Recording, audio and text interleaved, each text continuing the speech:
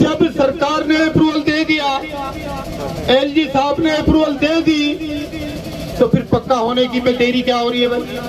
वो काम भी अभी रुका हुआ पड़ा हुआ है। इसी तरीके से जो सरकारी स्कूलों में गार्ड काम करते हैं, जो सरकारी स्कूलों में सफाई कर्मचारी काम करते हैं, उनकी कई कई महीने की सैलरी नहीं मिल रही है। अरे केजरीवाल साहब, दिल्ली की महिलाओं को, दिल्ली में 1,48,00,000 टोटल मतदाता हैं, यानी कि 75 लाख महिलाएं हैं। 75 लाख, उन 75 लाख महिलाओं को 1,000 रुपए देने के लिए आपके पास पैसे हैं, लेकिन शिक्षा विभाग के अंदर सफाई कर्मचारी और वहां का चौकीदार, और जो चौकीदार निकाले हुए हैं, उनको देने के लिए तेरे पास पैसे क्यों नहीं है? पहले इसका जवाब दे। ये जवाब चाहिए इस जनता को आज। ये लड़ाई दोस्तों लंबी है। पीएससीएस के अंदर हमारे 500 कर्मचारियों को निकाला हुआ है, वहां पर बहुत बड़ा आंदोलन चल रहा है। आने वाली 15 मार्च को वहां पर फिर दोबारा आर पार की लड़ाई शुरू होने वाली है, क्योंकि जितने भी सरमाएदार लोग हैं, जितने भी पैसे वाले लोग हैं, पुलिस इनके मुट्ठी में होती है, नेता इनकी मुट्ठी में होते हैं। ये गरीब लोगों का शोषण करके बचाए हुए पैसे से अपने आकाओं को खुश रखने की कोशिश करते हैं।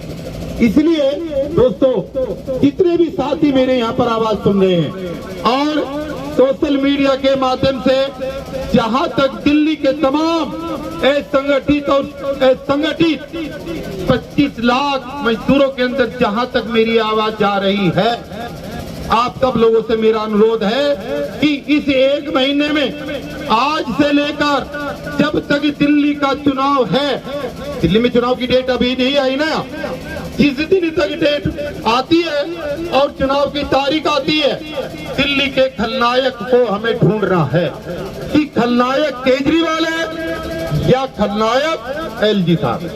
और अगर दोनों बढ़िया हैं तो भाई दोनों का धन्यवाद, हमारा काम कर दो, हमारे लोगों को ढूंढो। और अगर बदमाशी हुई तो ये जो गलियों में मीटिंग करेंगे ना इस बार, इनका मुंह काला करके भेजेंगे वहां से। आप मजबूती के साथ तैयार रहना, मजबूती के साथ। कितनी बड़ी मीटिंग हो रही हो, कितने 1000 लोग हो, अगर आप 20 लोग भी पहुंच गए लठ लेकर तो वो मीटिंग खराब हो जानी है। सब लोग जो है आपको संभालेंगे, आए हुए लोगों को नहीं संभालेंगे। और ये काम हमें करना पड़ेगा, डेली करना पड़ेगा। और मीटिंग चाहे किसी की भी हो, हमें अपना हक मांगने के लिए निरंतर रूप से मजबूती के साथ खड़े रहना है।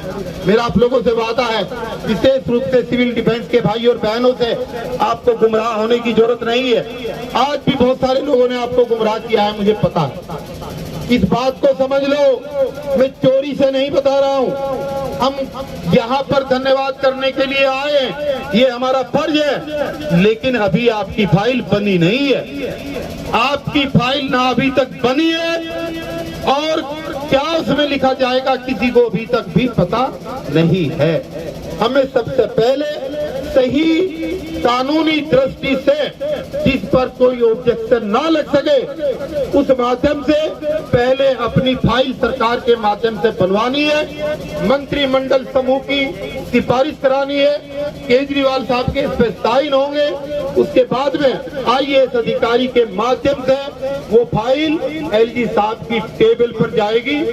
जब चली जाएगी तो हम भारतीय जनता पार्टी के नेताओं से बात करके फिर एलजी साहब के यहाँ जाने का काम करेंगे। इसलिए गुमराह होने की जरूरत नहीं है। कई बहरूपी आ रहे हैं तुम्हारे बीच में, कई लोगों की दुकानें चल रही हैं और वो दुकानें चलती रहेगी। जिनको खुद अपना नहीं पता, वो लोग यहाँ पर बड़ी बड़ी ठेकेदारी ले रहे हैं। हमें आपसे कुछ नहीं चाहिए। कोई भी साथी ये नहीं कह सकता कि हमारे संगठन ने किसी से 1 रुपया लिया।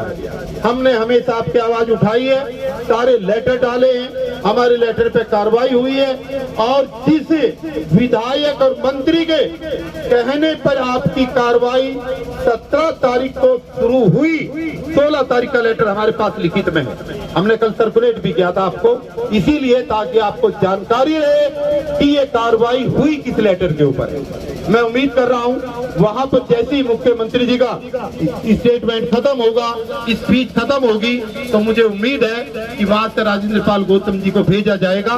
मैं उनके संपर्क में हूं, क्या बात हुई, क्या आगे होगा, आप सुनकर के जरूर जाइएगा। और तमाम मेरे साथियों से मेरी अपील है, यहाँ पर बहुत बड़े बड़े हमारे धुरंधर स्पीकर हैं जो बहुत अच्छे भाषण देते हैं। ये लड़ाई मजदूरों की लड़ाई है, ये लड़ाई किसी जाति की लड़ाई नहीं है, ये लड़ाई किसी धर्म की लड़ाई नहीं है, ये लड़ाई किसी पार्टी की लड़ाई नहीं है।